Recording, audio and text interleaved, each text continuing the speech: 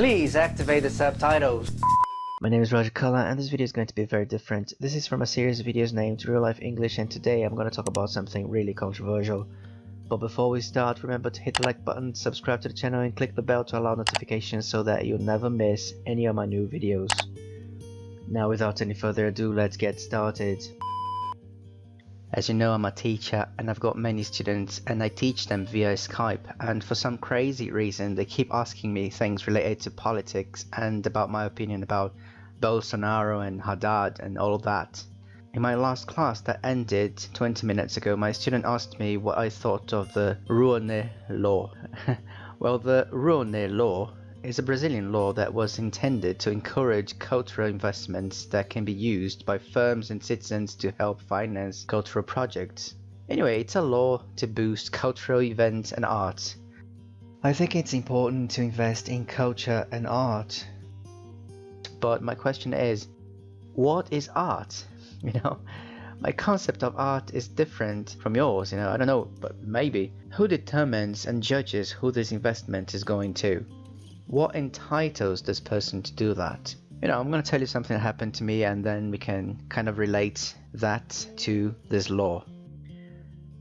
Last week my girlfriend invited me to go to an art exhibit that took place here near my city, in which they were displaying replicas of famous masterpieces, such as the Mona Lisa by Leonardo da Vinci, Guernica by Picasso, The Creation of Adam by Michelangelo, The Last Supper by Da Vinci, The Persistence of Memory by Salvador Dali, among other outstanding masterpieces. And you could see that it took a lot of effort, hard work and talent to create each one of them. These guys were true artists. Alright, we stopped at every one of them and we analyzed them. We were having long conversations about what the artist could be thinking when he was painting it, what he was feeling at the moment, and what kind of message that painting was giving us. I had my interpretations and my girlfriend had hers.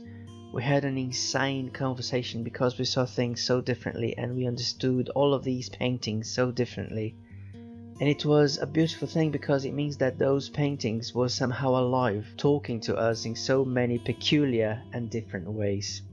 I love true art and that was something very nice to me, it was a very good moment for us.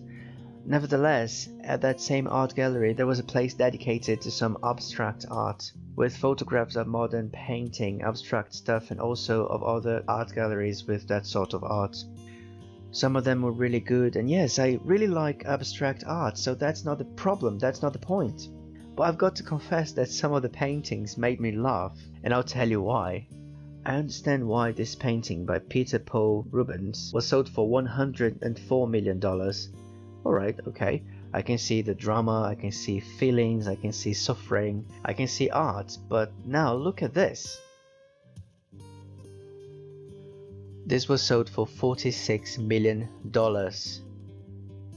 Okay, I'll give you a second to breathe. $46 million. Look, I'm not here to judge.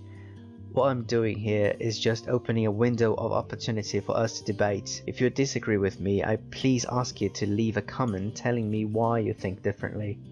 But I truly believe that my 5-year-old sister could do something better than this. And I don't even have a 5-year-old sister. I know some people will say, "But Roger, you were just dumb. This is the essence of true art because it represents that reality is beyond beauty and it is undoubtedly within our fertile imagination as an actual representation of our feelings translated into a painting, see? Our feelings are illogical and they don't have a logical shape. They are abstract and afterwards we translate these emotions into our logical thoughts and turn them into words. These paintings represent our feelings, emotions, before they turned into logical words. You're just too dumb to understand that." Yeah, maybe I'm too dumb to understand that this is art. And this is just the result of someone testing a paintbrush or something. This is art. And these are just boxes attached to the wall. And yet someone will say, No. Just because you can't personally differentiate between a line of abstract thought translated onto a canvas does not make you the judge of what art is or isn't. Just because it doesn't represent a reality you understand doesn't make it not art. Yeah, I totally agree with you. I'm not an expert and I'm not saying that I'm right. I might be wrong, but it seems nowadays that people are afraid to just admit that they also agree with me that that sort of thing is not art, because it's cute and fancy to say that we love that. And then we pretend that we like it and that we understand what it means because we don't want to be different from the group and we want to be fancy. We don't want to sound stupid. Just like this. The carpets, if you look very closely, you see? You see? It's made up of thousands and thousands of African babies. Oh, it's like he's literally walking on African babies. Yes. And like, so he's like the West, and the African babies are like Africa. That's a very good interpretation. Oh, now I see. It seems that if we see this, and if we say, oh, this is ridiculous, people will look at us and say, You're just too dumb to understand it. And I am intelligent because I understand it. and then if we ask them, but do you understand it? They'll say something like, Yes, this is the representation of a mother who instinctively saved her soul by feeding her babies with love and comprehension. You have no soul and you are brainless, and that's why you don't get it. okay, I might be dumb because all I can imagine is that a toddler was given color pens and paper and he had fun for 5 minutes. Do you remember the story of the emperor and his new clothes? Hundreds of years ago there was a tailor and he went to the emperor and he said that he had very rare clothes to sell. The emperor, who loved buying rare things, asked him, "Why are these clothes so rare?" and the tailor replied, Because only intelligent people can see them. Incompetent, lazy and stupid people can't see them. Look, what do you think of them?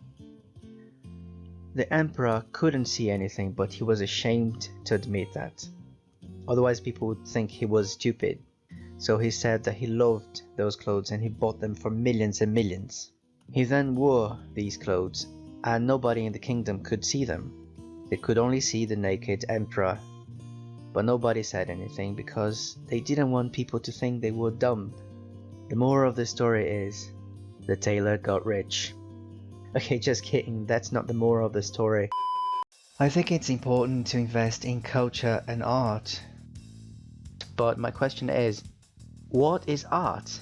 You know, my concept of art is different from yours, you know, I don't know, but maybe. Who determines and judges who this investment is going to? Please click the big red button to subscribe. It really helps me when you do that, and click the bell to allow notifications so you will never miss new videos. Thank you very much.